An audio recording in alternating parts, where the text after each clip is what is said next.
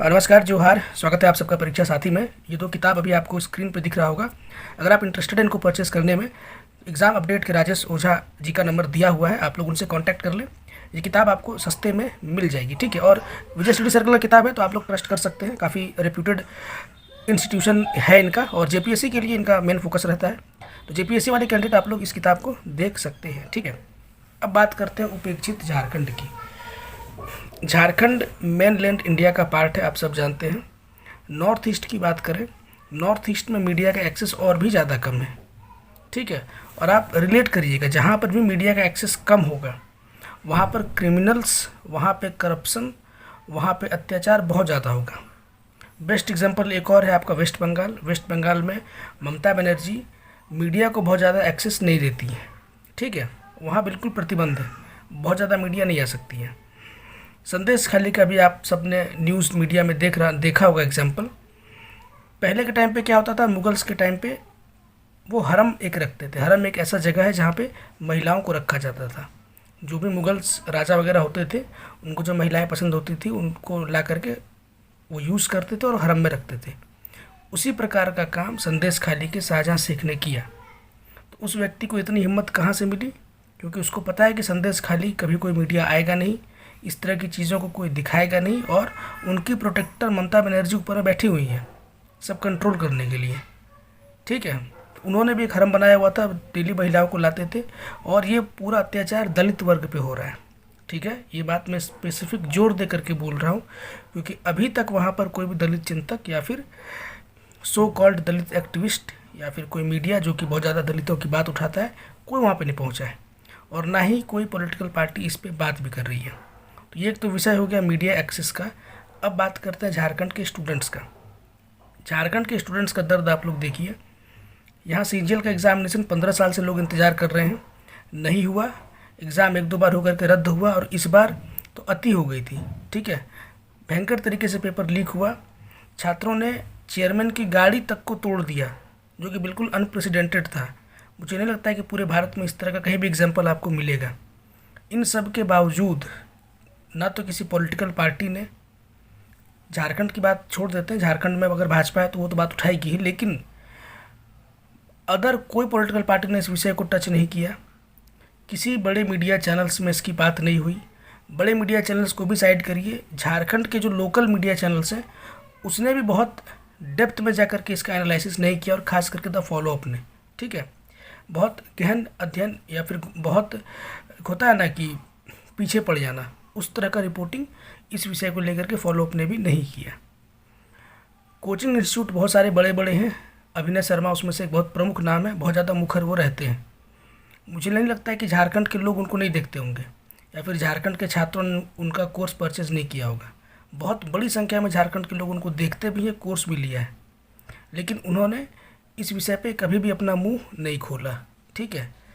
एक बार नहीं, कई बार ट्विटर पे हम लोगों ने टॉप 3 में ट्रेंड कराया है झारखंड के इशू को लेकर के, लेकिन कभी भी इन बड़े कोचिंग संचालकों ने इसको लेकर कभी बात की ही नहीं है।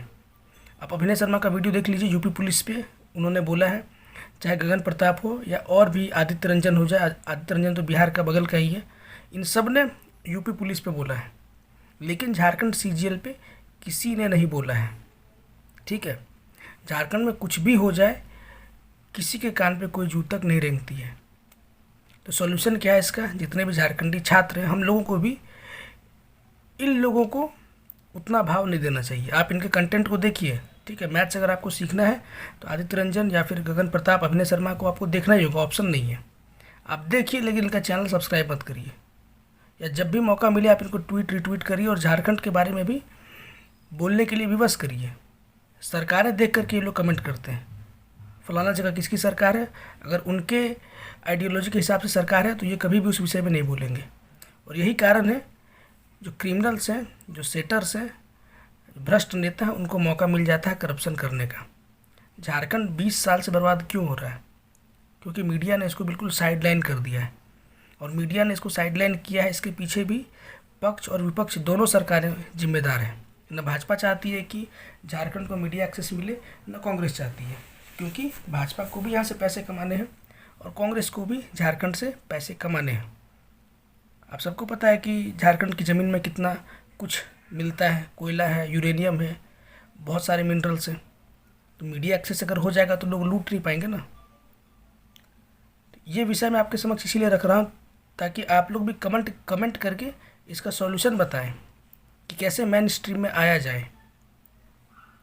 गुजरात में कुछ होता है तुरंत न्यूज़ बनता है, यूपी में तुरंत न्यूज़ बनता है।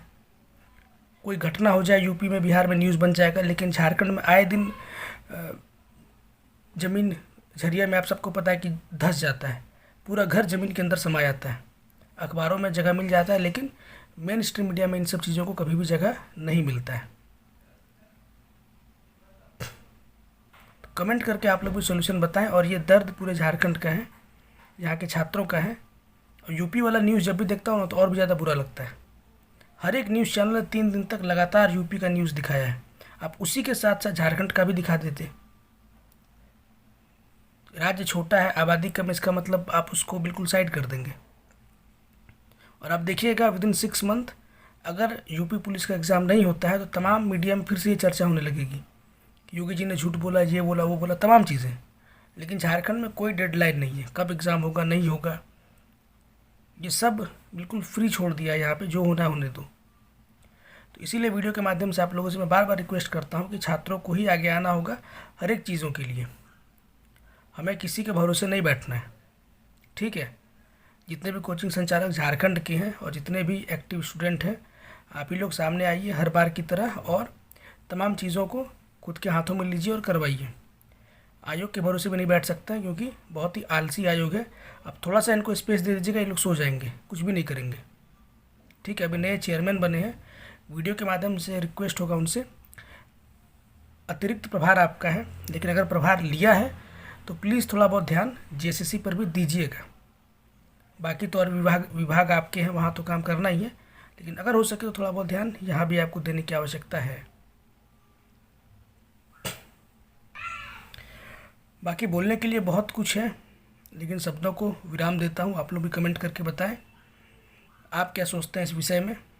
संदेश खाली पे भी आप लोग कमेंट करें कि आप क्या सोच रहे हैं कि क्या 21st सेंचुरी में इस तरह की चीज़ें भारत में या किसी भी देश में हो सकती है जो वहाँ पे हो रही है। और लोगों की चुप्पी से आप क्या समझते हैं? जिस तरीके से लोग शांत हैं आपके आसपास, बाकी लोग शांत हैं, कोई इस टॉपिक पे बात ही नहीं कर रहा है। मिलते हैं किसी और वीडियो में, तब तक के लिए टेक केयर, गुड बाय।